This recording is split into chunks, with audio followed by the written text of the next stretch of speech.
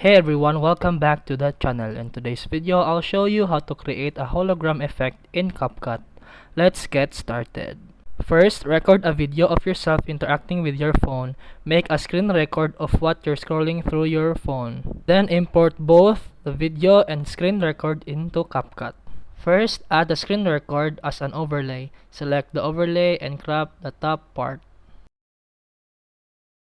Then tap on the screen record layer, then go to mask, then horizontal. Adjust the line to control how much of hologram is visible.